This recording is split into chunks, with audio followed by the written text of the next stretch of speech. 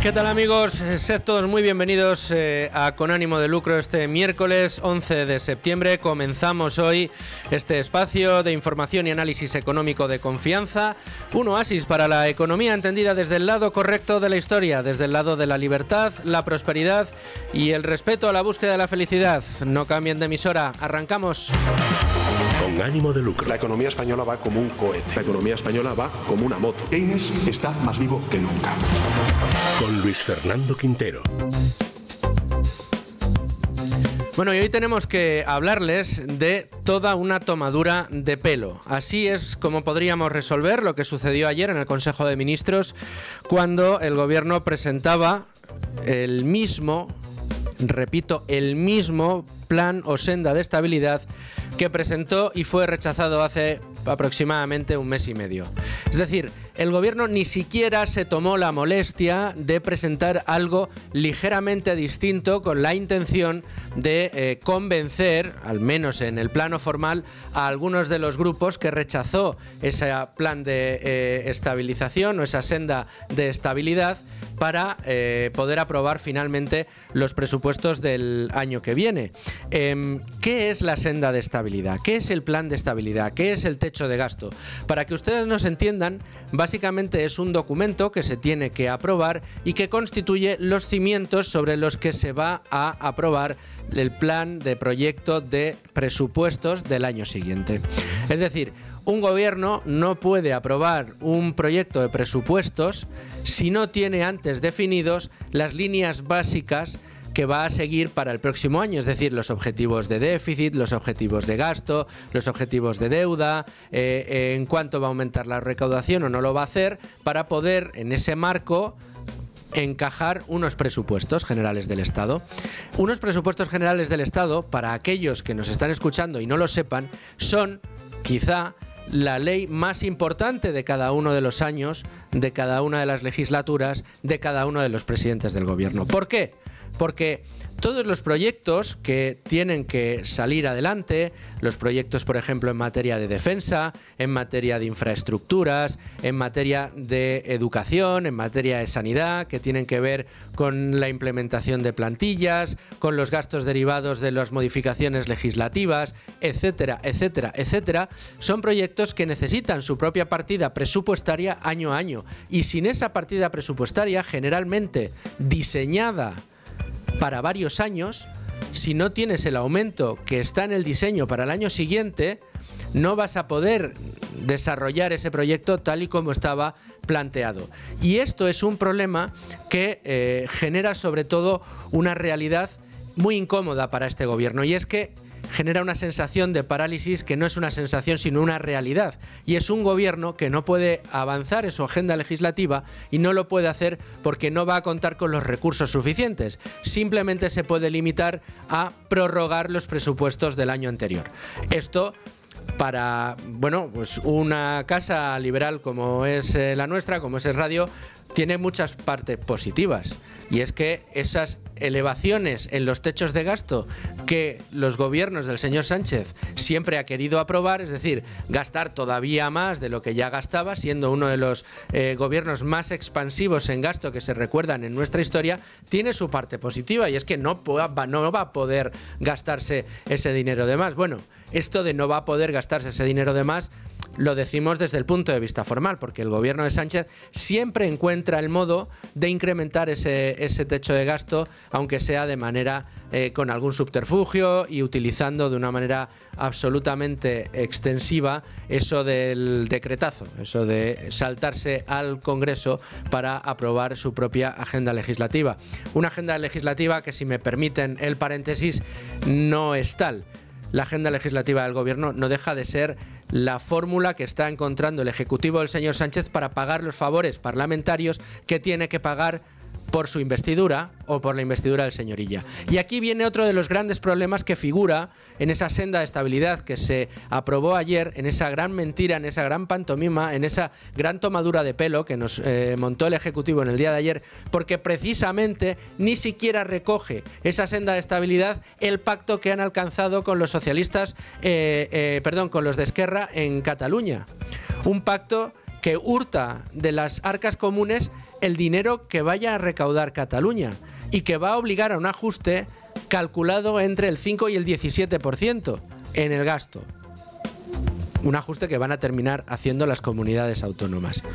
Pero de todo esto que yo les estoy hablando, ¿cómo lo vendió el Ejecutivo? Porque otro problema que tenemos es que para poder diseñar esa senda de estabilidad, es decir, ese techo de gasto, esos cimientos para los presupuestos, se tienen que hacer bajo una realidad, y es la realidad de los datos económicos que tenemos en España. Bueno, pues nueva pantomima, nueva mentira, nuevo engaño y, desde luego, nueva tomadura de pelo. Y es que los datos económicos que el gobierno presenta para sobre ellos poner en marcha o presentar a su vez en la senda de estabilidad distan muy lejos de ser la realidad que vive económicamente nuestro país. Ni en PIB, ni en empleo, ni en IPC, ni en desarrollo, ni en llegada de inversiones.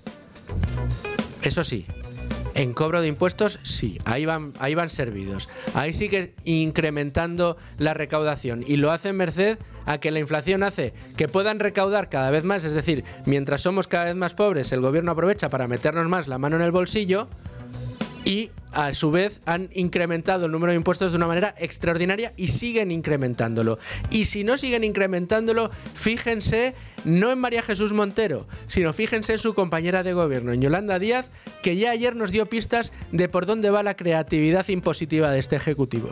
Nosotros seguimos pensando que los productos o los servicios de lujo, los yates, en fin, los elementos más suntuarios, bueno, pues tienen que soportar, ¿no?, una carga mayor en términos tributarios, pero también creemos, lógicamente, que hay que dar el cumplimiento al mandato constitucional, a ese artículo 31 que dice que los que más tienen que aportar.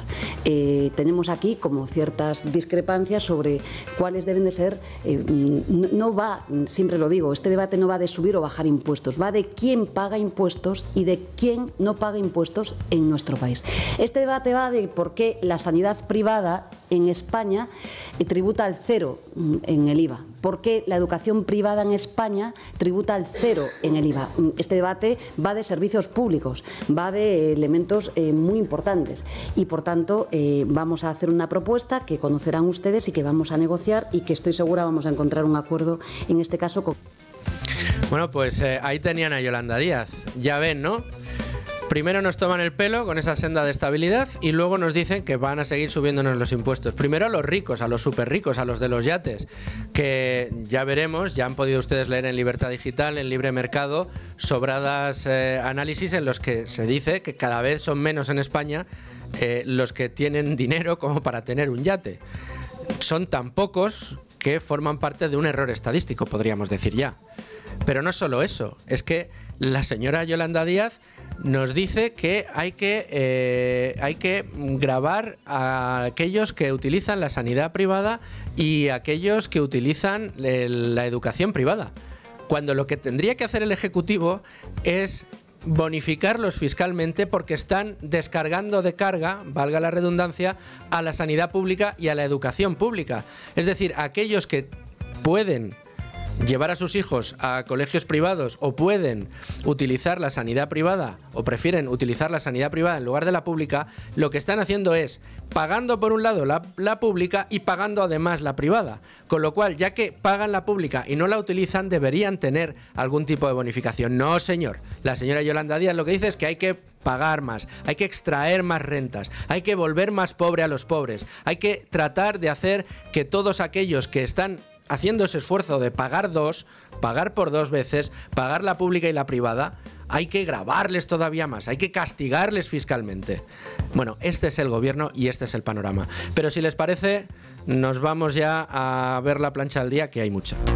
Confieso que me encanta ese corte de María Jesús Montero del Nominalistamente, es espectacular. Pero ya tenemos con nosotros a Beatriz García porque es el momento de repasar la portada de Libre Mercado, los temas que no se pueden perder ustedes en el día de hoy. Beatriz, muy buenos días. Muy buenos días, Luis Fernando. Bueno, perdóname, que aquí en la tarde somos en la radio somos muy ortodoxos y cuando pasan las 12 del mediodía siempre es buenas tardes, así que, de nuevo, buenas tardes. Pues escrupulosamente tú mandas. Buenas tardes, Luis Fernando. Aunque ni tú ni yo hemos comido, que lo sé sé yo. A ver, ¿qué nos traes hoy? ¿Qué trae la portada de Libre Mercado? Pues Yolanda Díaz, que hemos escuchado el corte de la ministra de Trabajo, que también aspira a ministra de Hacienda, porque no tiene bastante con el mercado laboral, con destrozarlo, que también se mete en lo fiscal. Y quiere contribuir al sablazo de Sánchez, que ya nos anunció la semana pasada y en el Consejo de Ministros. Cuando le preguntaron a María Jesús Montero, ministra de Hacienda, por esta subida fiscal, Yolanda Díaz también habló. ¿Y de qué habló? Bueno, pues como hemos escuchado antes en el corte, que a Sánchez le da por los Lamborghinis, a Yolanda Díaz por los yates, los productos de lujo no le gustan nada a la ministra y por eso quiere que paguen muchos más impuestos, y sobre todo el IVA y el IVA de la educación privada, el IVA de la sanidad privada. Es una batalla que tiene Yolanda Díaz desde hace años, se lo lleva exigiendo a Pedro Sánchez mucho tiempo. Desde la creación del IVA en el 85, estas modalidades de negocio, sanidad y educación privadas, no pagan este impuesto. O sea que subirles el IVA sería, bueno, una decisión histórica, y que no solo sería un golpe para todos esos usuarios que ahora mismo pagan estos servicios, sino que podría perjudicar a las propias arcas del Estado, porque bueno, hay estudios, por ejemplo el de la AIREF, uno que es de hace años, pero que es nos viene al pelo, que dice que muchos de esos clientes, si subieran los impuestos a la sanidad y la educación pública, o sea, privada, se pasarían a la pública por esa subida de precios, lo que contribuiría a cargar todavía más el gasto en educación pública y sanidad pública. O sea que le podría salir a Hacienda, incluso, aunque es una aberración, le podría salir incluso el tiro por la culata con estas ideas. Yo creo que le saldría el tiro por la culata, igual que le está saliendo el tiro por la culata respecto, por ejemplo, a la atracción de inversiones, ¿no? Sí. Lo que hemos visto en estos últimos 5 años, durante la legislatura de Sánchez, es que el número de empresas en España ha caído en cerca de 500.000, si no recuerdo mal, si no me fallan las cifras. Claro, estamos en un momento realmente negativo de nuestra historia, entre otras cosas porque nos han gravado fiscalmente una barbaridad y nos han convertido cada día en más pobres y cada día nos meten más la mano en el bolsillo. No la presión fiscal, sino la cuña fiscal, que es cuánto nos cobran en impuestos respecto a lo que ganamos nosotros realmente, no al PIB per cápita en general, sí. Es de las más altas de los países desarrollados. Es decir, somos los más parias de los países desarrollados. Y lo seguiremos siendo, porque le preguntaron también ayer a María Jesús Montero por estas nuevas ideas, y dijo que es que Hacienda, su ministerio, está en una exploración constante de sacar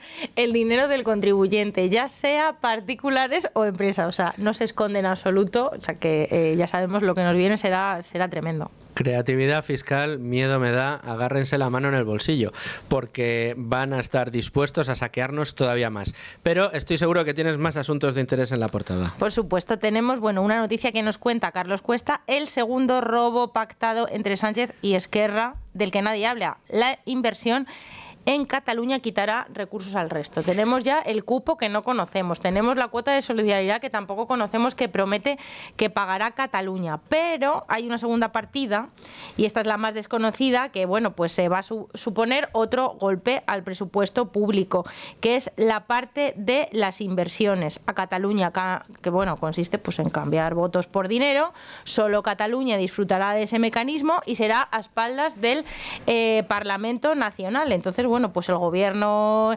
de Sánchez le irá entregando a Salvador Illa diferentes partidas para inversiones, y en este periodo de transitoriedad que va a haber hasta que le entreguen el 100% de los impuestos. O sea que otro regalo al independentismo. Un regalo además regulado por un organismo paritario, donde de manera expresa se dice que se negociará dependiendo de lo que reciba a cambio el Ejecutivo, ¿no? O sea, sin ningún tipo de... Es abrir una ventanilla de venga usted aquí a negociar, que favores políticos, más dinero para ustedes. Con todo el descaro, sí. Es tremendo. Te dejo un último titular. Pues nada, la cara B del plan de Yolanda Díaz, que es a lo que se dedicó ayer, que es para las empleadas del hogar. ¿Aprueba la ministra derechos? ¿Qué es la consecuencia o supuestos derechos? Pues el paro. O sea, el paro entre las empleadas de hogar está en mínimos, y el gobierno, mientras tanto, presume o vende a bombo y platillo nuevos reales decretos que todavía profundizan, más inseguridad, más burocracia a la hora de contratar a una empleada de hogar. Y esto, las aboca al al paro o a la economía sumergida, que es lo que está pasando ahora. Sí, yo creo que, bueno, esta mañana con Federico lo comentábamos, yo creo que todo el mundo conoce a alguien, o mucha gente conoce a alguien, que a su vez tiene o ha tenido alguna empleada del hogar que le ha pedido por favor y de rodillas que no le dé de alta. A mí déjeme de historias que luego me aburren con burocracia y se me llevan la mitad de lo que al final gano. Prefiero que usted me lo dé en un sobrecito y que no se entere nadie. Y tanto.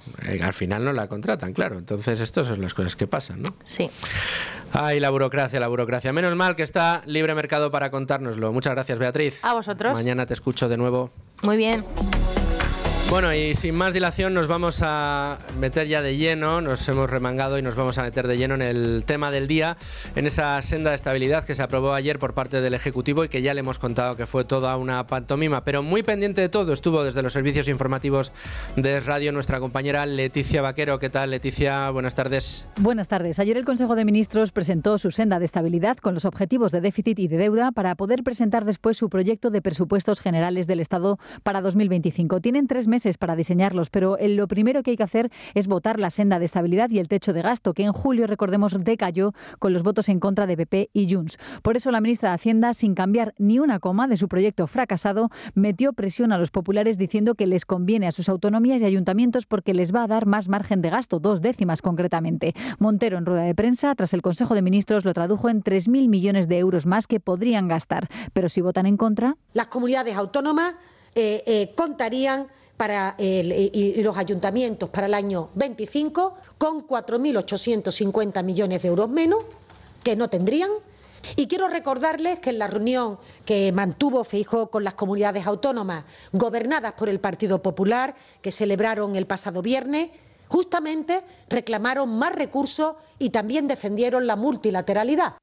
Tras asegurar que su gobierno va a presentar las cuentas del 25 sí o sí, ya sea con esta senda o con la anterior, ha recordado que su objetivo de déficit público va a ser del 2,5% para el 2025 y del 1,8% para el 2027. En cuanto a la deuda pública, quiere bajarla por debajo del 100% para dentro de 3 años. Ante una propuesta sin cambios que ya fue rechazada en julio, la diputada de Junts, Míriam Nogueras, quien desconfía del concierto catalán firmado entre Esquerra y PSC, acaba de decir en el Congreso de los Diputados esto. El poder o el té Madrid o el té Catalunya.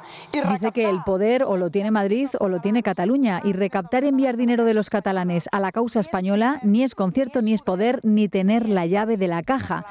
Por eso, insiste, quiere resultados diferentes y tiene que hacer cosas diferentes. Recordemos que el Gobierno está obligado por la Constitución a presentar unos presupuestos 3 meses antes de que entren en vigor, pero en 2024 no lo ha querido hacer, viendo los pocos apoyos parlamentarios. Ahora les ha entrado la prisa.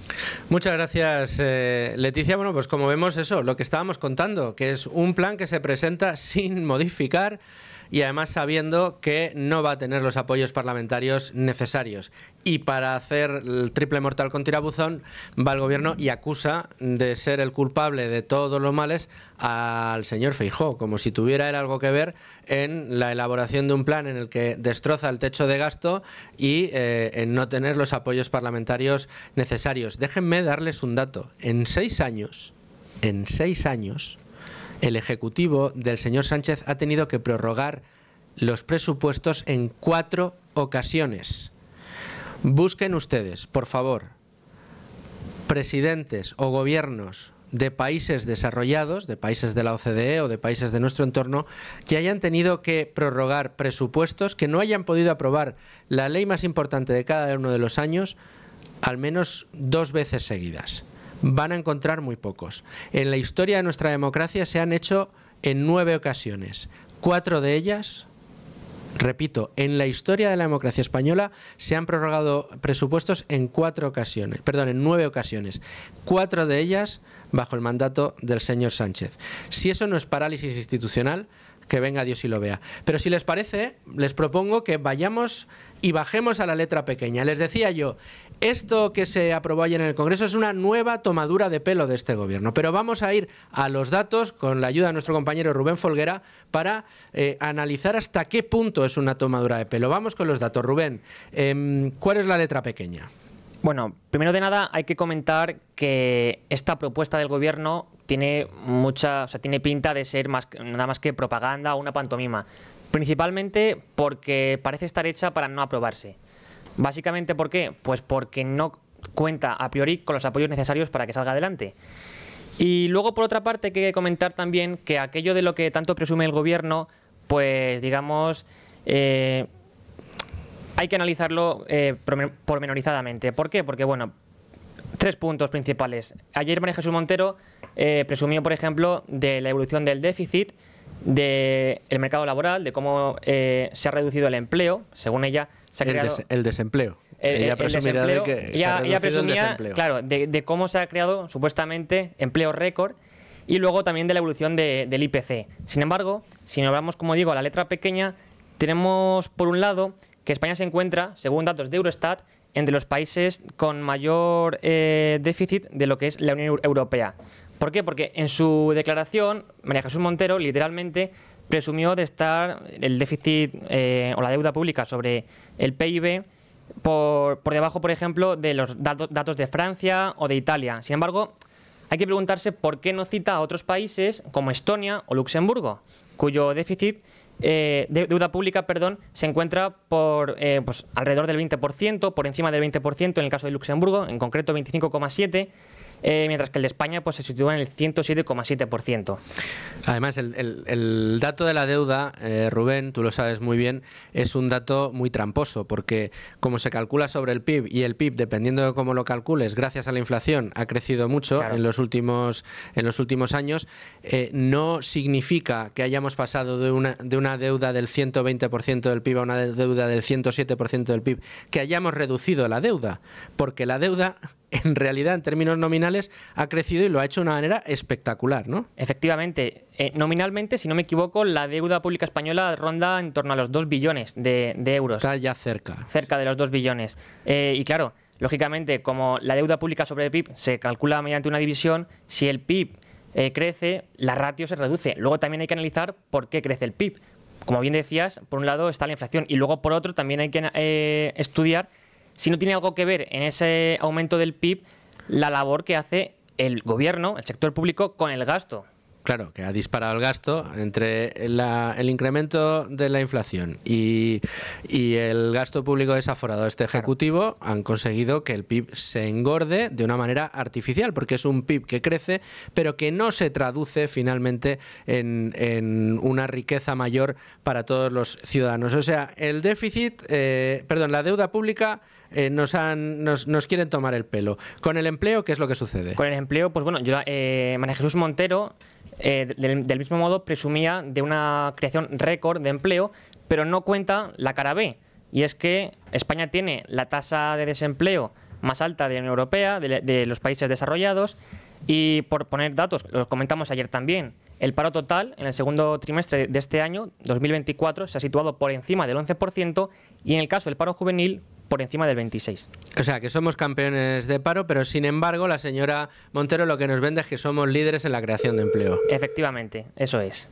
Y luego, por último, también cabe acercarse a los datos del IPC. Es cierto que la inflación de algún modo se ha moderado, pero eso no quiere decir, por ejemplo, que desde el año 2018, desde julio, la inflación acumulada nos sume ya casi el 20%.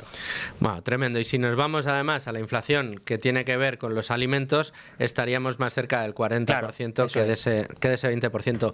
Bueno, pues muchas gracias, Rubén, por aclararnos todas estas letras pequeñas sobre las que se construye esa senda de estabilidad que se presentó ayer en el Consejo de Ministros, que se aprobó ayer en el Consejo de Ministros, pero tienes todavía un detalle más. Un detalle muy importante, y es que debido a que lo que ayer se aprobó en Consejo de Ministros es lo mismo, es idéntico a lo que ya se aprobó en julio, esto no tendría en cuenta los acuerdos acerca del cupo catalán. Y por tanto, tampoco tiene en cuenta lo que FEDEA ya advirtió en agosto y recientemente también en septiembre, de que el acuerdo con, digamos, la Generalitat catalana, la Generalidad, implicará o bien subidas de impuestos o bien infrafinanciación para el resto de comunidades autónomas. Bueno, pues eso tampoco lo recogen. Es decir, de nuevo tomadura de pelo y de nuevo pantomima.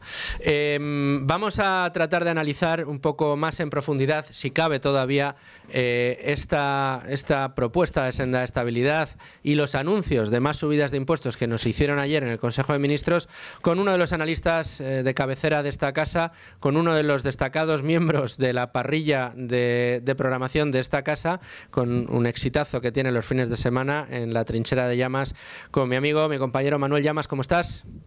¿Qué tal, Luis Fernando? Muy buenas, ¿cómo estás? Muy bien, pues estamos aquí con Ánimo de Lucro y estamos analizando precisamente ese anuncio que se hizo ayer de la aprobación de la famosa senda de estabilidad, del plan de estabilidad, de esos cimientos que se desarrollan, que se diseñan para poder montar encima unos presupuestos generales del Estado. Parece que no van a salir la senda de estabilidad y parece que no van a salir tampoco los presupuestos generales del Estado, pero es que ni siquiera se esmeraron en tratar de maquillar un poco el desastre que ya habían hecho. Bueno, efectivamente, aquí hay varios puntos importantes. En primer lugar, el Gobierno ha presentado los mismos objetivos que ya ha presentado, como bien habéis explicado, el pasado mes de julio, que fueron tumbados por uno de sus socios de Gobierno, que son los independentistas catalanes de Junts. Hay que recordar que la aprobación del techo de gasto es el primer paso para presentar el proyecto de presupuestos generales del Estado para el año 2025. Pero todo apunta a que si Junts no aprobó esta senda, no aprobó este techo de gasto el pasado mes de julio, nada hace augurar que lo vaya a aprobar ahora. Y no por lo que contiene el acuerdo del Gobierno, sino porque ahora mismo Junts está apretándole las tuercas a Pedro Sánchez después de que finalmente fuera un socialista, Salvador Illa, el que con el apoyo de RC lograra la presidencia de la Generalidad catalana. Por lo tanto, todo apunta, ya se da por hecho, básicamente, que no va a haber presupuestos generales del Estado para el año 2025. Es decir, que se van a prorrogar una vez más los presupuestos del año 2023. Hay que recordar que ahora mismo estamos en prórroga presupuestaria. Este año los presupuestos están prorrogados y todo apunta a que esta prórroga se mantendrá el próximo ejercicio. Es decir, los últimos presupuestos aprobados por el Gobierno de Pedro Sánchez son los correspondientes al año 2023. Y esto, lógicamente, tiene una serie de implicaciones a nivel presupuestario. En todo caso, lo que acaba de presentar el Gobierno es una senda de déficit que, desde mi punto de vista, es tremendamente errónea y perniciosa. ¿Por qué? Bueno, pues por varias razones. En primer lugar, porque aumenta de forma sustancial, una vez más, el gasto público. Lo que pretende hacer el Gobierno es que el año que viene, en caso de que se aprobasen estos presupuestos, el gasto no financiero del Estado aumente en un 3,2% interanual, hasta los 195.000 millones de euros, que son unos 6.000 millones de euros más que el presente ejercicio, sin tener en cuenta el ingreso o la llegada de nuevos fondos europeos. Por lo tanto, más gasto público, un 3% más. ¿Esto por qué es negativo? Bueno, entre otras razones, porque el crecimiento del PIB esperado para el próximo año, para el año 2025, es de apenas el 2%, según las previsiones del Banco de España o las previsiones que han salido hoy mismo por parte de Funcas, que establece un crecimiento del 2,1% para el año 2025. Es decir, lo que pretende el Gobierno es que el gasto público crezca por encima del crecimiento del PIB. Y eso es negativo, eso es insostenible a medio y largo plazo, porque, evidentemente, aumentar el gasto por encima del crecimiento previsto de la economía es un síntoma inequívoco de despilfarro, de exceso de gasto. En segundo lugar, esta senda de déficit lo que incluye también es una mayor recaudación y, por lo tanto, una nueva subida de impuestos o un nuevo apretar a los contribuyentes para quitarles un poquito más de su riqueza. En concreto, el Gobierno estima que la recaudación fiscal el próximo año va a aumentar un 6,5%, entre otras cosas porque el Gobierno no va a deflactar el impuesto sobre la renta, es decir, nos va a subir los impuestos una vez más por la puerta de atrás al no adaptar la estructura del IRPF a la subida de los precios, es decir, a la inflación. Y luego, en tercer lugar, el Gobierno se queda muy corto a la hora de intentar recortar o reducir el déficit público. En concreto, estima que el déficit público bajará el próximo año al 2,5% del PIB frente al 3% que estima para el presente ejercicio. Es decir, una reducción muy moderada, muy escasa y que se va a sustentar fundamentalmente en el crecimiento del PIB y en el aumento de la recaudación. No va a haber ningún tipo de recorte, sino que el gasto público va a seguir aumentando y el déficit público en términos nominales, sin compararlo con el PIB, también va a seguir aumentando. Y esto va a hacer que la deuda pública se mantenga también por encima del 100% del PIB. Estamos hablando de que el Gobierno estima que la deuda pública se situará el próximo año en el 103,6% del PIB, frente al 107% del presente año. Es decir, una vez más gasto, más déficit en términos nominales, más deuda pública en términos nominales, un aumento del gasto por encima del crecimiento previsto de la economía y toda la reducción o el ajuste que contempla el Gobierno en materia de déficit y de deuda no se sustenta en ningún caso en ningún tipo de ajuste sobre el gasto, sino que se sustenta sobre el aumento del PIB y el aumento de la recaudación. Por lo tanto, el Gobierno va a seguir gastando a manos llenas. Solo un par de reflexiones más, Manuel. Respecto al objetivo de gasto, que se va a rechazar, pero que era la pretensión del Ejecutivo, hablamos de aumentarlo en 200.000 millones de euros, que es una auténtica exageración. Si no me falla la memoria ni los cálculos, es tanto como 20 años de recaudación de IRPF, para que nos hagamos una idea. Y, por otro lado, habría que ver otro asunto de especial interés, que es, decías tú, es un presupuesto prorrogado sobre otra prórroga, pero es que en los últimos 6 años, el Gobierno ha tenido que prorrogar presupuestos, de finalmente hacerlo en 4 ocasiones. ¿Eso en qué gobierno del mundo desarrollado se ha visto? Bueno, muy pocos. Bélgica quizás es un ejemplo de prórroga presupuestaria. Esto es síntoma de inestabilidad presupuestaria. En los últimos años, pero también con el Gobierno de Rajoy, se han prorrogado en distintos ejercicios los presupuestos generales del Estado. Esto hay que recordar que establece ciertos límites, pero vamos, el hecho de que se prorroguen los presupuestos no significa que el Estado deje de funcionar, como puede suceder en otros países como Estados Unidos, donde este tipo de bloqueos pues directamente conlleva el que se cierra el grifo para determinados servicios y determinadas prestaciones. Aquí no. La prórroga presupuestaria, digamos que otorga bastante flexibilidad al Gobierno a la hora de poder seguir operando y a la hora de poder seguir gastando. Y es que no todas las partidas son prorrogables. Es cierto que al haber prórroga presupuestaria, por ejemplo, los créditos, es decir, el gasto correspondiente a programas o actuaciones que terminan en el ejercicio en curso, pues directamente se extinguen. Es decir, por ejemplo, una partida destinada a la construcción de una carretera cuya obra culminó en el año 2023, o un certamen o un programa específico que ya se celebró, no serían prorrogables. Por lo tanto, no se puede extender ese gasto al próximo año y tampoco son prorrogables las inversiones en cuanto a gastos de capital, de forma que no se pueden acometer nuevos proyectos de inversión.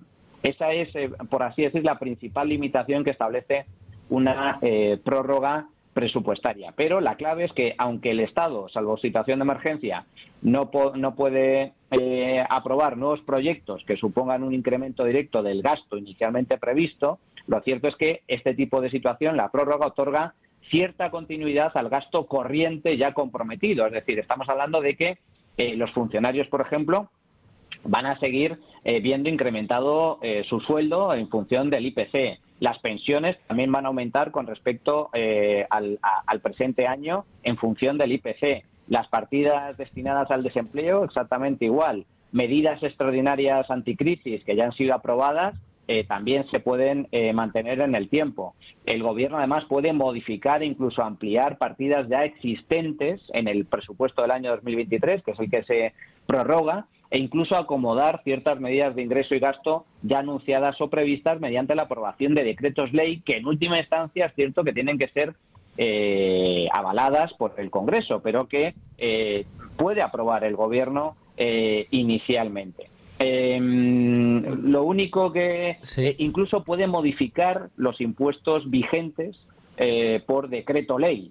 También, una vez más, y no me extrañaría que lo viéramos. Claro, todo apunta a una nueva subida de impuestos, pero eso se puede aprobar por decreto ley, pero en última instancia el Congreso tiene que dar luz verde a cada una de esas subidas. Lo que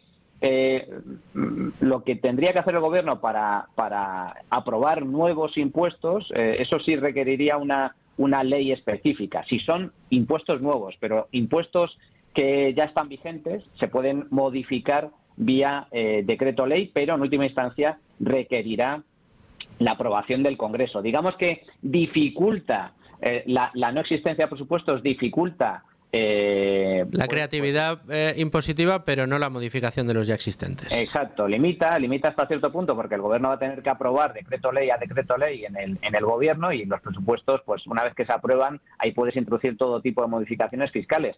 Pero es cierto que, al menos en materia de gasto, no tanto en materia de impuestos, pero en materia de gasto el Gobierno va a seguir contando con un margen de maniobra importante. Y además, y ya para terminar, la prórroga presupuestaria, cabe recordarlo, en ningún caso afecta a los fondos europeos que llegan de Bruselas. Correcto. Déjame matizar una afirmación que he hecho, que la he hecho mal. No son 20 años de IRPF, no, son 20 años de la subida que hemos tenido en los últimos años de IRPF, que han subido unos 10.000 millones la recaudación. 200.000 millones de gasto público es casi 2 años de IRPF completo, que es tela marinera lo que tiene en su intención el Gobierno a la hora de implementar o incrementar el gasto público de manera desaforada y desde luego sosteniéndolo con deuda pública. Es tremendo. Manuel, muchas gracias por tu análisis, te espero aquí, espero que también muy pronto, y bueno, también aprovecho para darte la enhorabuena por el exitazo en la trinchera. Muchísimas gracias, Luis Fernando, y enhorabuena a ti por este nuevo programa que está fantástico para aprender de economía, seguir la actualidad económica y también seguir avanzando en materia de cultura financiera. Fuerte abrazo. Desde luego, y nos vamos a los mercados. Un abrazo, Manolo, muchas gracias. Bueno, pues hemos resumido de una manera, yo creo que bastante extensa, o así al menos lo hemos pretendido, todos los puntos que teníamos que tener y conocer para saber qué es lo que sucedió ayer en el Consejo de Ministros. Y es que es verdad que a veces parece un poquito ardua esto de la información económica cuando hablamos de palabras como senda, estabilidad, y no sabemos exactamente qué significa.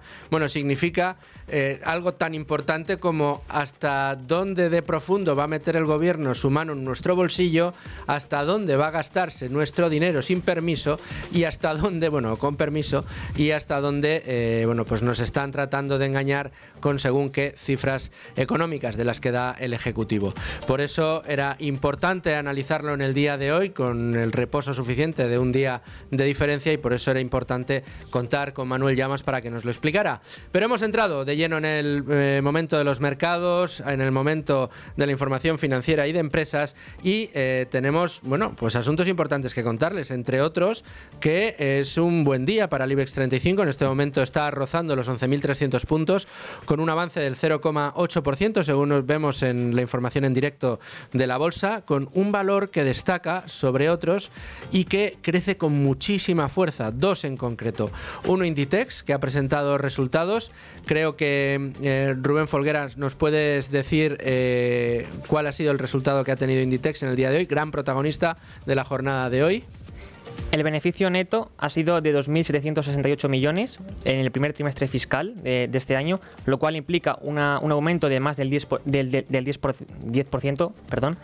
Y luego, por otra parte, las ventas han crecido más de un 7,2%. O sea, crecen ventas el 7,2% y crecen beneficios un 10%. Bueno, unas cifras extraordinarias y que justifican una subida como la que está protagonizando en este momento los mercados, un 4,34%. Se anota ahora mismo Inditex, que coloca el precio de la acción en 48,3 euros. Otro de los valores importantes que está subiendo ahora con mucha fuerza es Grifols, que se está anotando un 4,15%.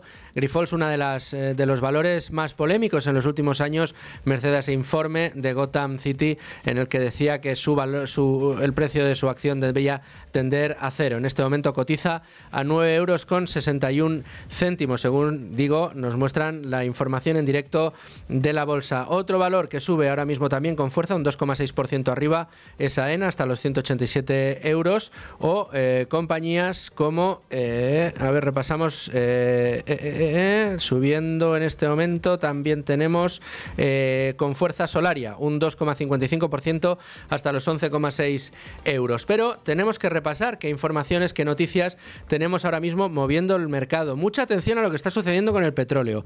El petróleo rebota tras perder los $70, preocupa el impacto del huracán Francine, es una de las titulares que vemos ahora mismo en la información especializada. También tenemos esos resultados de Inditex o, ojo, el IPC de agosto de Estados Unidos, que inclinará a la Fed hacia un recorte de 25 o de 50 puntos básicos. También nos dicen los especialistas en información financiera que la Reserva Federal norteamericana recortará a la mitad el incremento de reservas exigido a la gran banca. De nuevo, más facilidades para la concesión de crédito. Pero como ya saben ustedes, en este programa tratamos de acercarles esta información que a veces parece tan complicada de comprender a todos ustedes, gracias a una colección, si me lo permiten, de expertos, de analistas, de colaboradores que, bueno, pues tengo que agradecer y mucho que hayan querido estar con nosotros en esta aventura de Con Ánimo de Lucro. Y hoy, bueno, pues saludo a un amigo de esta casa, a un gran gestor, al asesor del fondo Numantia, y que hoy quiere estar con nosotros, y no es otro que Emérito Quintana. ¿Cómo estás, Emérito? ¿Qué tal? Buenos días. Bueno, pues buenos días, muchas gracias por atendernos en este miércoles, donde, bueno, más allá del ruido de mercado con esa presentación de resultados de Inditex o esas multas que conocíamos ayer sobre las grandes tecnológicas Google o Apple en Europa, tenemos la vista puesta en Estados Unidos. Es sin duda uno de los grandes protagonistas por muchos motivos. En Estados Unidos es donde hay un mayor sesgo en los grandes índices bursátiles, pues el MSCI World, por ejemplo, tiene un sesgo a Estados Unidos extraordinario. Dentro de los índices norteamericanos, el S&P 500 tiene un sesgo, a su vez, muy importante hacia las propias tecnológicas que operan en Estados Unidos y que son líderes mundiales. Y a su vez, tenemos un país, Estados Unidos, que se mira cada vez con más preocupación, entre otras cosas porque los informes de empleo están dando cifras cada vez más preocupantes y donde vamos conociendo datos como el de la inflación que también se miran con lupa, más en momentos en los que estamos a escasas 24 horas de que se vaya a producir un recorte de tipos de interés del Banco Central Europeo. ¿Cómo podemos aterrizar esto, Emérito? ¿Cómo podemos, bueno, pues tener alguna pista de cómo puede llegar a influir esos datos que nos llegan de Estados Unidos, esa contienda electoral que tiene a muchos analistas con la vista puesta en lo que pueda ser el nuevo futuro de la Casa Blanca, o a datos tan importantes como el del IPC en Estados Unidos? Sí. Bueno, lo primero, que me encanta el nombre del programa. Muchas gracias, muchas gracias. Mira, tengo que confesar que no es mérito mío. Grandes cabezas pensantes de esta casa lo parieron y yo se lo agradezco un montón porque a mí me parece un título extraordinario, vamos.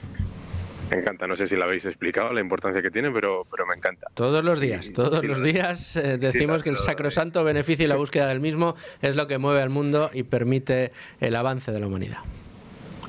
Pues lo de tener la vista puesta en Estados Unidos tiene sentido, porque no es que los índices y los mercados estén sesgados allí, porque sí, allí están, como decías, los líderes, ahí está la innovación, ahí está el talento, ahí está un porcentaje enorme de la riqueza mundial y ahí están los beneficios. Entonces tiene sentido que tengamos la vista puesta en Estados Unidos. A la inversa no tanto, porque la gente se piensa que es muy importante el día a día de España o las noticias políticas de España o incluso de Europa, y ellos casi ni piensan en nosotros, ¿no? En el día a día. Un americano medio a veces pues ni sabe que existen algunos países ni le importa a lo largo de su vida. Entonces somos nosotros los que estamos atentos de ellos. Estos días, pues datos como los del IPC, pues bueno, creo que sale a las 2:30 hoy, y el último creo que fue un 2,9%, y este se espera que sea un 2,6%. Y la gente anda pendiente, porque si es un poco más o un poco menos, pues pueden subir o bajar los mercados. Pero yo siempre insisto en que eso es totalmente impredecible y que no podemos tomar decisiones de inversión a largo plazo pensando en la macroeconomía o pensando en el dato de un día. Yo sí que vigilo a veces algunos indicadores que intentan dar un dato de la inflación más en tiempo real, con millones de precios, con más referencias, como el Truflation, que se puede ver en Internet. Repítelo para aquellos que quieran tomar nota. Sí, se llama Truflation, TRU, FLATION, y coge millones de precios en tiempo real de 60 proveedores de datos e intenta, pues de forma más dinámica o más real, dar un indicativo de cómo están evolucionando los precios. Porque normalmente el dato del IPC o el CPI americano, pues es con retraso.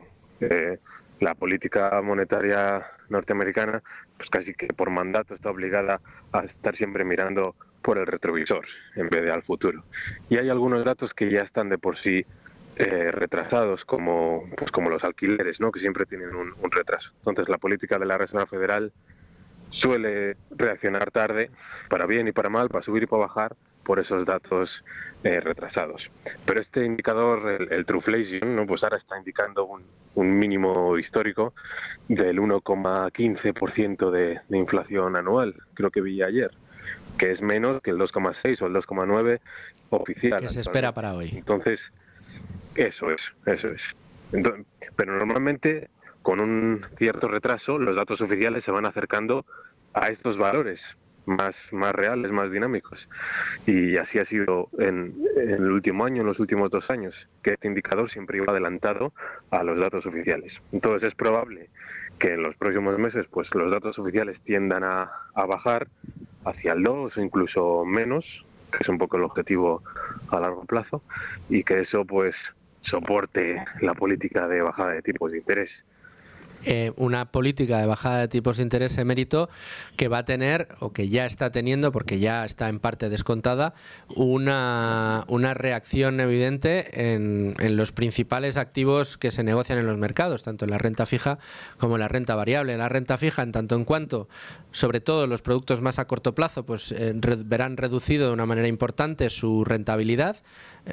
Pues aquellos productos como los fondos monetarios, que tratan de dar un poco prácticamente el tipo de cambio que ofrece el banco central de turno, la Reserva Federal o el Banco Central Europeo, esos tendrán que bajar sus tipos de interés. Las cuentas remuneradas, por ejemplo, también bajarán el interés que ofrezcan, pero en cambio, y aquí es donde quiero que me comentes cómo lo ves tú o qué esperas que pueda suceder dentro de lo que son los productos en renta variable.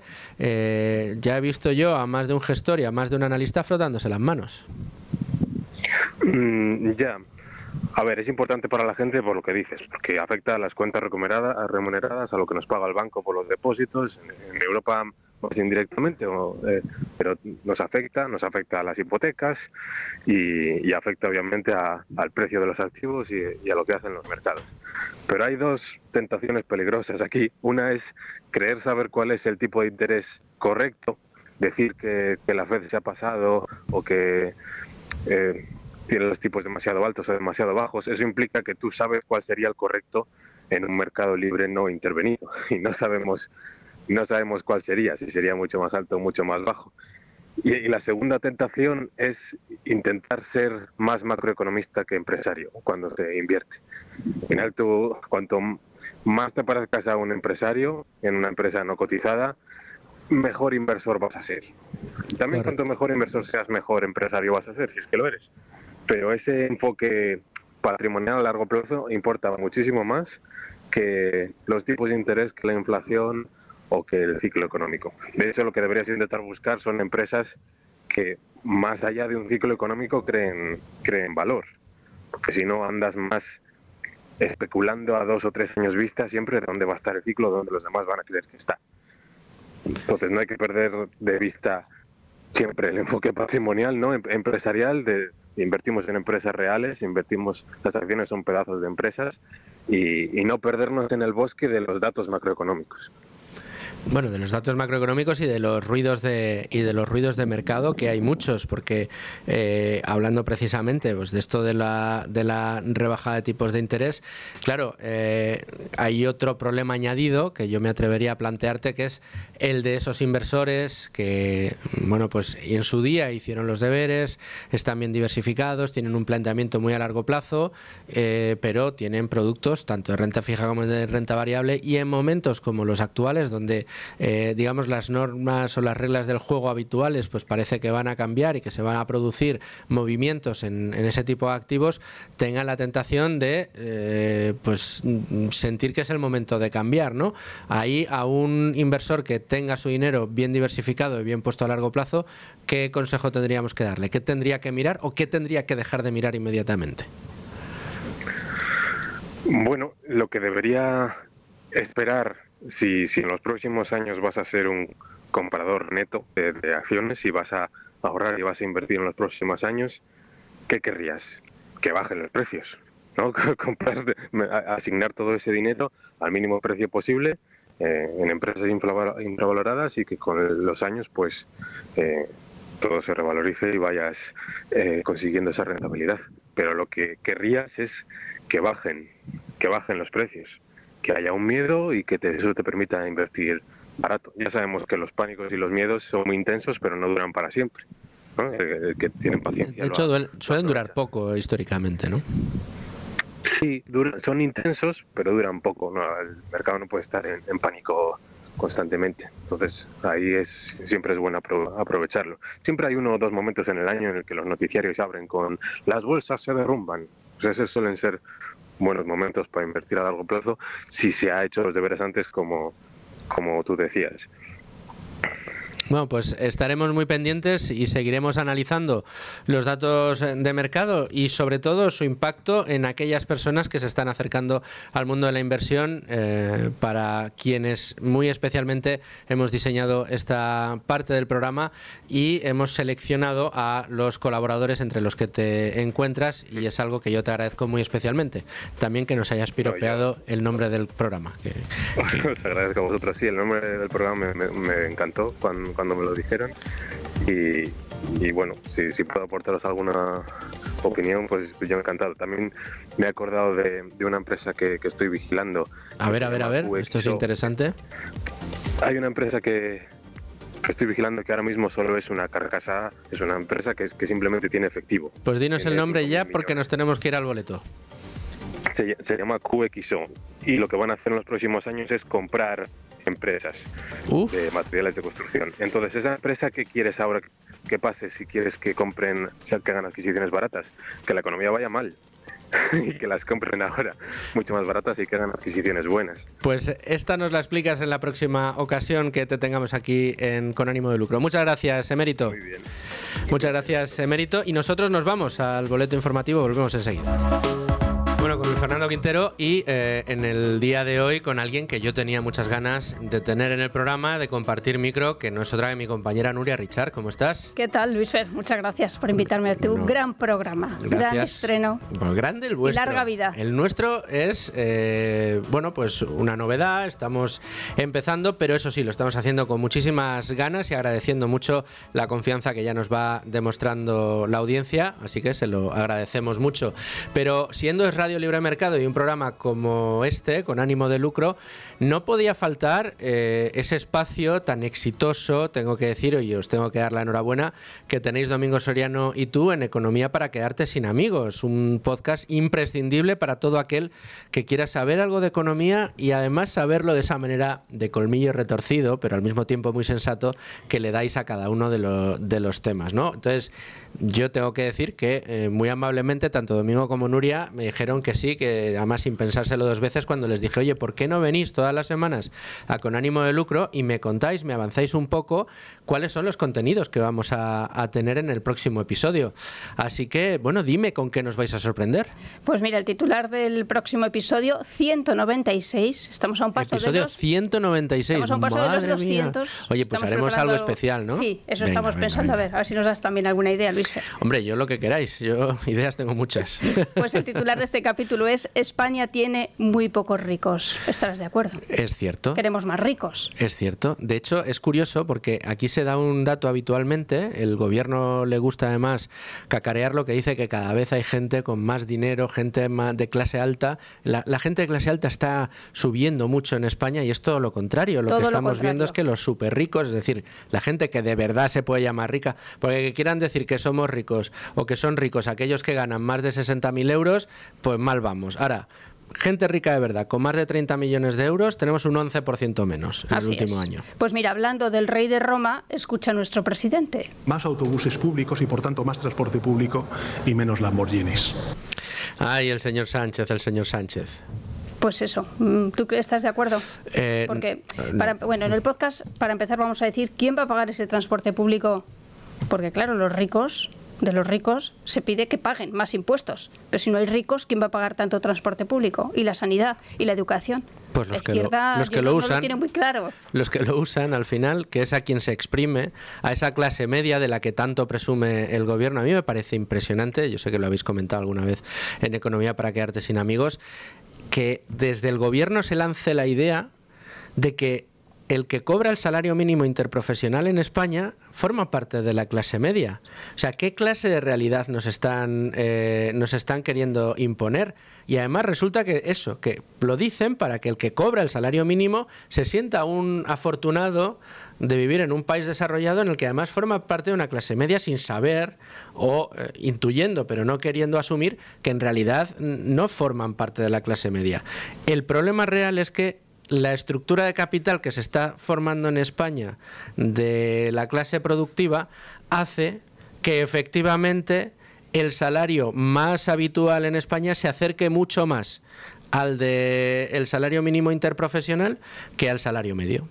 Mira, estas declaraciones Sánchez lo tenían todo, porque no solamente demonizaba a los ricos, sino que también demonizaba, por ejemplo, pues a los coches de lujo. O sea, señalaba todo lo que se mueve y todo lo que odia la izquierda. El propio discurso de Sánchez lo completaba diciendo: vamos a poner en marcha varias acciones de Estado para acotar privilegios desproporcionados que tienen y de los que se benefician ciertas élites de nuestro país. Vamos a gravar fiscalmente a quienes tienen en el banco el suficiente dinero para vivir 100 vidas. Ya hemos explicado el dinero que tiene en el banco Amancio Ortega. Ya hemos explicado la diferencia entre el dinero que uno tiene en el banco y su patrimonio y sus acciones. Claro, pero la verdad que ahora sí pensando, y después de lo que acabas de poner encima de la mesa, a mí se me viene a la cabeza un tal David Sánchez que no tenía en el banco, pero sí en acciones, dinero, no sé si para 100 vidas, pero para 20 o 30 sí. Así es. Pero ese no le han hecho nada, para que ese no es la élite a la que hay que buscar, a la que hay que echarle encima a los perros de Hacienda. No. A Begoña tampoco. A Begoña Sánchez iba a decir. A Begoña Gómez tampoco. Decía Sánchez en ese momento: a las clases trabajadoras de un sistema les tenemos que proteger de un sistema extraordinariamente injusto, más transporte público y menos Lamborghinis. En el podcast daremos un dato, y es que solo 853 españoles tienen más de 30 millones de patrimonio, que la riqueza en España ha bajado desde el año 2008, porque la riqueza no solamente es la renta, sino también el patrimonio. Y es verdad que cada vez tenemos menos capacidad de ahorro. Y nuestros padres y nuestros abuelos sí que tenían viviendas, que es parte de nuestro patrimonio. Claro, si tú te pones a analizar el patrimonio de los españoles, muchos quizá tengan un patrimonio de 1 millón de euros, pero ahí contamos la vivienda, claro, evidentemente. O las viviendas. O las viviendas, así es, así es. Bueno, pues desde 2008 incluso los ricos son menos ricos en España, que es también una noticia lamentable. Sí, ese dato que has dado es escalofriante, ¿no? El de la cantidad de gente en España que tiene más de, ¿has dicho? Más de 30 millones de patrimonio. De patrimonio, solo 853 personas. Solo 159.816 personas, o sea, 160.000 personas, un 0,7% de los declarantes de IRPF, gana más de 150.000 euros al año. Claro. Es que es lamentable.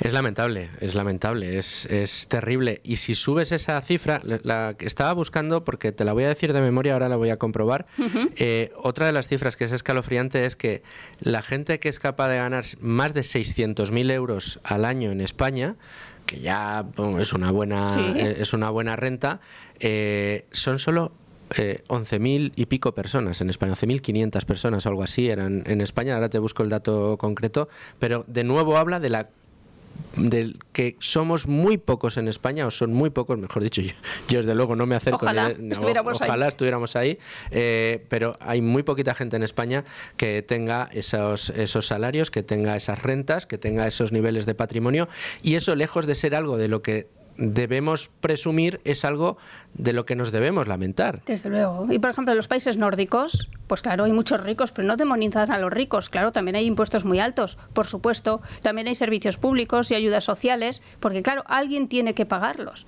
Pero este discurso de la izquierda es totalmente incongruente. Bueno, incongruente, bueno, es congruente con su pasado y su historia, ¿no? Que lo que quieren es empobrecer cada vez a más gente. Viven anclados en ese odio al rico que viene del golpe bolchevique, claro, de hace más de un siglo. Bueno, y cuéntame, ¿cómo tienes a Domingo Soriano con este tema? ¿Está muy soliviantado o tan tranquilo como suele estarlo siempre? La verdad que es un tema nuestro como de bandera que también hemos tratado mucho en la pizarra, sí, así señora. Que, pues eso, empezar casi la temporada defendiendo a los ricos es algo que nos gusta mucho porque es un tema muy para quedarte sin amigos, claro. Mira, pues he dado mal la cifra, son 15.186 personas las que cobran en España más de 600.000 euros, cifras de la Agencia Tributaria de 2022, para dar exactamente la cifra. Es casi un error estadístico. O sea, ser rico en España, de verdad, es un error estadístico. Sí. Es que esto es un drama. Sí. Mira, decíamos... Los propios ricos a veces se avergüenzan de ser ricos, que eso también es lamentable y tú lo sabes. Eso es muy lamentable. Que incluso cuando van a los programas de televisión y a las entrevistas, y les preguntan, los presidentes de las grandes empresas, pero bueno, que tenemos una fundación contra el cambio climático, que tenemos... Ellos mismos no se autorreivindican, que eso también... Y que además una sociedad es más próspera, más libre, más propicia para que la renta per cápita de sus ciudadanos aumente, que el nivel de vida, que las oportunidades de sus ciudadanos aumenten, es cada vez... se parece más a ese modelo, a aquella sociedad a la que cada vez acuden más ricos, más grandes capitales, más presidentes de empresa. De hecho, al mismo tiempo que de España están saliendo un 11% de súper ricos, entre otras cosas por estos mensajes que da el presidente del gobierno de que hay que perseguirlos, resulta que a otros países, y no te hace falta irte tan al norte de Europa, Irlanda, que era tan malo como España en términos económicos hace 10 años, resulta que se ha dado la vuelta y ahora sí que están acudiendo los ricos. Ahora, ¿qué está sucediendo de manera sistemática en Irlanda desde hace años? Que están disparando la renta per cápita. En España, que parece que es un mal bíblico que durante la pandemia tuvieras que caer en renta per cápita o en PIB, en Irlanda aumentó el PIB y aumentó la renta per cápita durante el año de la pandemia. En definitiva, ¿qué queremos? ¿Prosperidad o ser todos pobres? Luego también es interesante analizar qué tipo de rico hay en España, ¿no? Porque claro, hay un tipo de rico que es el rentista, podemos decir. Pero ¿y el rico que trae una empresa, que trae industria, que genera progreso, que genera actividad? ¿Dónde está ese rico también? ¿Dónde está?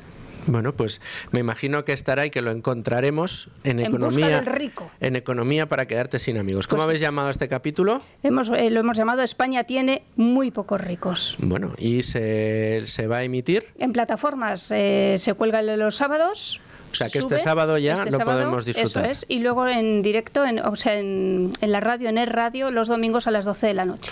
Bueno, pues... Digo en directo porque no estamos Domingo y yo. Bueno, se emite... A las 12 de la noche, pero se emite... En Es Radio, o sea, eso es, muy bien. Bueno, pues no tenemos excusa para perdernos un episodiazo, en este caso, de Economía para quedarte sin amigos. Nuria, yo te agradezco que hayas estado este ratito aquí conmigo y te conmino a que vengas todos los miércoles a contarnos ese pequeño avance, esas pequeñas miguitas, para que nuestros amigos y nuestros oyentes estén muy pendientes el sábado, y si se lo han perdido, pueden escucharlo a cualquier hora, y si tienen insomnio el domingo por la noche o trabajan a esas horas, pues ya tienen una compañía extraordinaria. Pues lo dicho, enhorabuena por tu estreno. Gracias, Nuria, muchas gracias. Bueno, continuamos Con ánimo de lucro. Continuamos en este programa con ánimo de lucro y arrancamos una de las secciones que yo espero que sean de las que más les gusten a todos ustedes. Son secciones que les estamos preparando para insistir en esa manera de entender la economía que va a ser muy útil para todos nosotros, y en este caso, en lugar de dar los consejos clásicos que habitualmente damos en los programas económicos, aquellos que nos dedicamos a tratar de divulgar economía, aparte de contar noticias, en este caso hemos decidido darle la vuelta. Y en lugar de consejos vamos a dar anticonsejos, es decir, no les vamos a aconsejar lo que ustedes deben hacer, sino lo que desde luego nunca deberían hacer. Así que le hemos propuesto este reto a un amigo de esta casa, Antón Diez-Tubet, de Trade Republic. ¿Cómo estás, Antón? Hola Luis Fer, muchas gracias por invitarme, encantado de estar aquí. No, encantado yo de que estés con nosotros, y además con un tema que yo creo que es interesante. Yo te dije, Antón, ¿qué te parece si en lugar de dar consejos damos anticonsejos y les decimos a la gente lo que no debería hacer? Y oye, están saliendo temas muy chulos. Ya tenemos lista de algunos de los que vamos a ir dando a lo largo de estos meses, pero el primero además es provocador. Si esto se llama con ánimo de lucro, además el primero tiene mucho sentido. Sí, o sea, yo creo que es una manera de destacar pues las cosas que hay que prevenir o hay que tener siempre en cuenta, y no tanto dar un consejo, sino como marcar con exclamación las cosas que hay que tener muy cerca y vigilar muy bien. Creo que era Manger el que decía que uno de los mejores métodos para conseguir un objetivo es saber todo lo que no debes hacer, o sea, todo lo que te va a impedir llegar a ese objetivo, y tratar de evitarlo constantemente. Bueno, pues esta va a ser una manera. Y el primero, dices, ¿por qué no hablamos del salario neto y por qué no le decimos a la gente por qué nunca te debes fiar de tu salario neto? Bueno, el salario neto es que no refleja la totalidad de tu realidad económica y la relación que tienes con tu empresa, ¿no? Yo creo que puede llevarte a tener una percepción equivocada de, por un lado, los ingresos reales que tienes, y por otro lado, el beneficio total de tu relación con tu compañía, ¿no? Entonces yo creo que obviamente hay que observar lo que te entra todos los meses en la cuenta, porque al final lo necesitas, pero hay que tener mucho cuidado con esa percepción, porque hay muchos factores que están involucrados que tienes que ir mirando muy de cerca todos los meses, porque se puede optimizar mucho al final del día.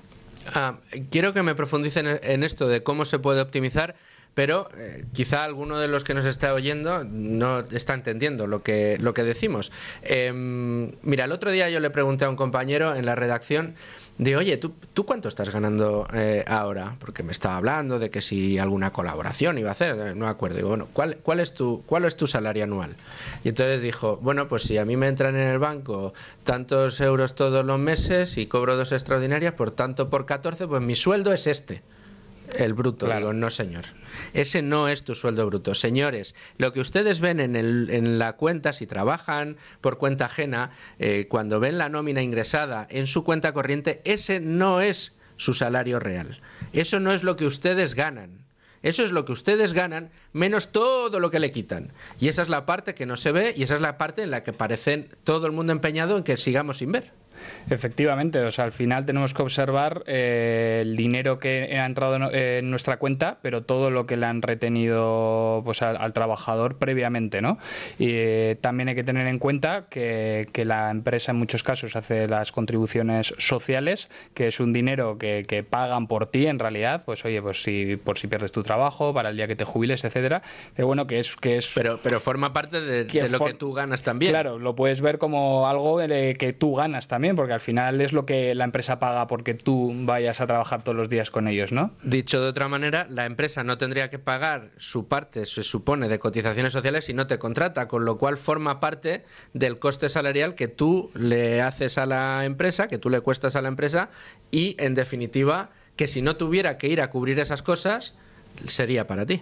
Sí, efectivamente. Y aquí yo ya entraría un poco en hablar de las cosas que hay que vigilar, ¿no? Y en simplificando, como realmente no podemos controlar las contribuciones sociales, ¿no? Porque eso es algo que ya está pactado y es obligatorio. Lo que sí que podemos ahí no podemos levantar la mano y decir quítame menos. Lo que sí que podemos observar realmente son las retenciones, ¿no? Que te está aplicando la empresa, porque podría ser que te están en algunos casos reteniendo más de lo que deben, o te están reteniendo menos menos de lo que deberían, ¿no? Y al final, cuando presentas la declaración de la renta al final del año, pues vienen las sorpresas buenas o las malas, ¿no? Pero bueno, es algo que hay que comprender muy bien, ¿no? Exactamente qué retenciones se te están practicando y si son las adecuadas conforme a tus circunstancias personales, ¿no? Eso por un lado. Luego, claro, tu salario bruto anual también tiene un cierto impacto tus circunstancias personales, ¿no? Porque no es lo mismo que estés de alquiler, que estés pagando una hipoteca, que tengas gente que depende de ti, pues familiares pues mayores, familiares con necesidades especiales, hijos, etcétera. Este tipo de situaciones de cada uno acaban teniendo un impacto en los impuestos que acabas pagando al final del año, ¿no? Y de cierto modo, pues tu salario neto puede verse afectado por estas circunstancias, ¿no? Entonces, oye, viene un poco todo ligado con, pues oye, con la retención, con lo que acabo pagando al final del año cuando presento la declaración, donde meto las deducciones, pero aquí venimos a decir, oye, es que el salario neto que te entra en tu cuenta no es lo que importa al final es tu salario bruto y tus circunstancias personales, ¿no? Pues aquí otras que hay que tener muy en cuenta y siempre vigilar muy bien qué deducciones o qué bonificaciones puedes aplicarte al final del año, ¿no? Y por último, yo creo que hay un tema muy importante que no se valora como salario bruto, que son los beneficios que la empresa te puede aportar, ¿no? Porque hay determinadas cosas como son los tickets de guardería, los tickets de comida, los tickets de transporte.